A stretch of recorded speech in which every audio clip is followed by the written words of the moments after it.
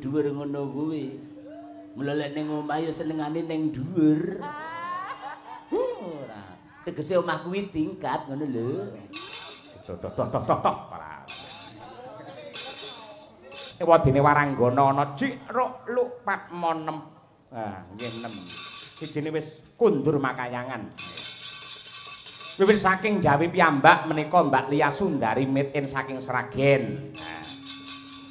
Angka kalih saking Jawi menika Mbak Tri Hastuti Retnawati saking Ngawi. Kalajengaken menika Ibu Sukesi Rahayu sarjana seni magister seni saking Karanganyar. Lajeng Mbak Dian Munasiroh sarjana seni magister seni asli saking Madiun. Kalajengaken menika Mbak Birgita Ayu asli saking Laladan Kutha Tahu Kediri sarjana seni. Dene ingkang minangka pamungkasing Paseban cedhek karo dalange men diarani pacare dalange. Ora dilok ning ngono langsung mangan gedang dek. Wanyen senengane sing sejenis kaya gedang ngono kuwi. Mbak Winong Nawangsih utawi komplitipun Nimas Ayu Winong Nawangsih asli saking Tulungagung Kutha Marmer. Pernahipun niku jane sik ponakane Bu Kesi. Ngoten niku. Utawi yen tembunge krama niku pulunanipun Bu Kesi, mboten kok penakan mboten. Sok-sok piyai ngarani menika ingkang kepareng nyekar menika pernahipun penakanipun dalange sanes. Pulunanipun. Nah menika Mbak Winong Nawangsih. Sobi kathah sanget nawala ingkang dereng kula aturaken tembangipun wiwit sonten nggih. Pancen sengaja mangke kula tumplak wonten ing gara-gara. Ing antawisipun wonten ingkang ngersakaken nenggih mawar kuning. Waduh. Ingkang nembang Bu Kesi saking kula Bu Sayuti siap. Larase pelok coba kaya apa Bu Kesi? Nadyan nun sewu. Wis akeh ting jredul para generasi sing hebat-hebat, sing mantap-mantap, sing jos lan viral parandene isih ana piyai sing tresnani kalian panjenengan. Jan matur nuwun. Piye pendapate jenengan Bu Kesi ngono kuwi jane? Nggih, aku ki mbuh nyatan. Lho. Maksude? Ya sajane iki ya pancen wis tuwa tenan lho, Pak. Tapi dene tasih ditresnani kalih para pamirsa, para panemben Ringgit Purwa, kula matur nuwun sanget tasih dipun tresnani khususipun priyayi Ponorogo mriki. Kan kula riyen nika kan ate nyindeni Pak Naryo, Pak Wakil Gubernur Jawa Timur. Nggih. Nalika tasih alit kula tasih kuliah. Nggih. Terus nyindeni Mbah Hanom Suroto. Tasih alit. Lah Mbah Yatno. Mbah Yatno saking Sumarata menika guru kula nggih mbah kula. Nika lho priyayine yogane wonten mriki. Mbah Boirin. Nggih ta? Sapa asmane iki? Mbah Boirin. Gene mau salaman karo aku. Sinten Pak asmane? Nami kula Boy. Wah, iya. Boy sinten? Boirin. Lah Nggih, kula ngrumangsani cilikan kula niku dibimbing kalih Piyayi Sepuh Ponorogo inggih menika Mbah Yatno sak rombongan. Pramila teng Ponorogo niki kula senes tiyang sanes wis kaya keluarga dhewe. Kaya kebo sapi mulih ning kandange nggih, Bu. Leres Pak Dalang. Nggih. Ning biyen nalika aku jek kuliah jek SMKI biyen sing ngeterke dudu sampean. Aku rong kenal sampean.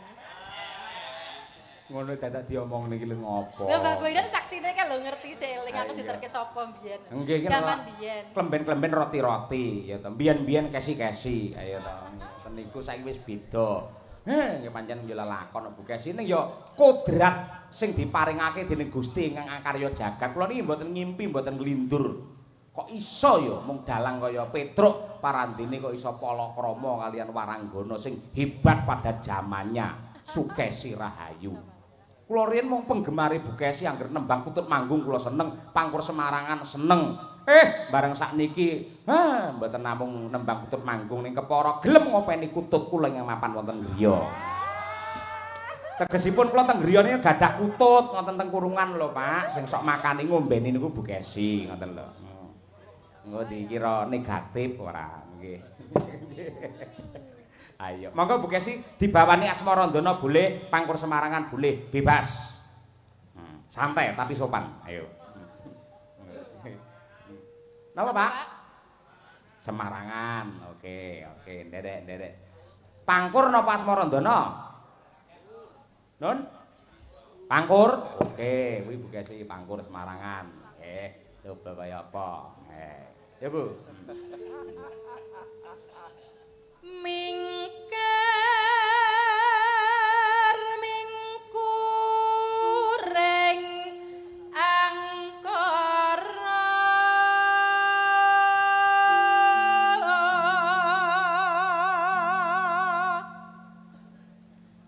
akarana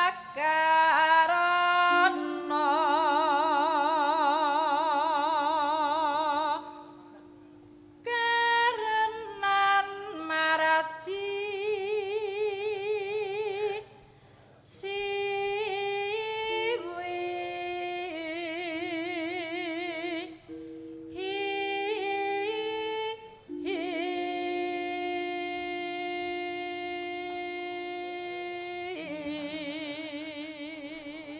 Awas, iki jenengan wis ora timur kaya mbiyen iki ngambah nada tinggi. Sing ati-ati sing waspada. Piyayi Panaraga ki piyayi nyeni aja nganti engko terus kecilik larase. Ambil napas yang dalam, konsentrasi penuh, jangan lupa nyebut asmane pangeran. Yuk.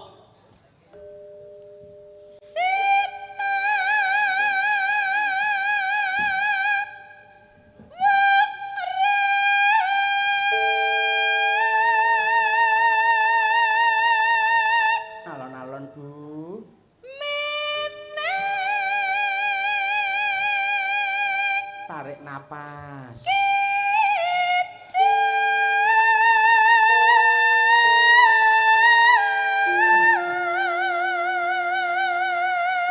Kurang sithik nyebut asmane pangeran. Iya, iya.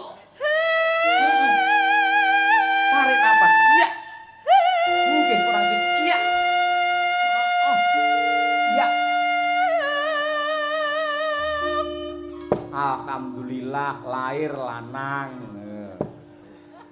Yo kari hari-harine yo. Kaya wong bayen ora malah. Lanjut, Bu. Wah.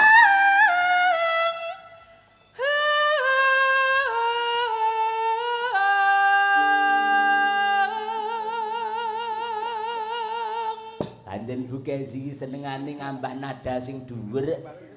Senengane pancen sing dhuwur-dhuwur ngono kuwi. Mula lek ning omah ya senengane ning dhuwur. Ora. Tegese omah kuwi tingkat ngono lho. Tok.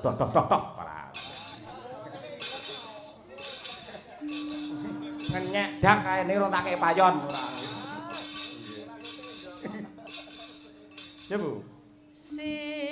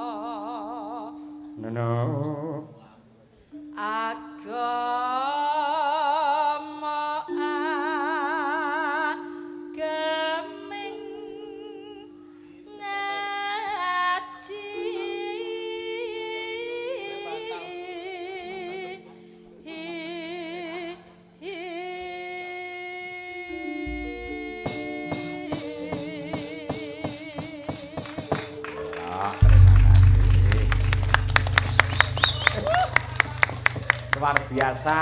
Pangkur Semarangipun sampun katur.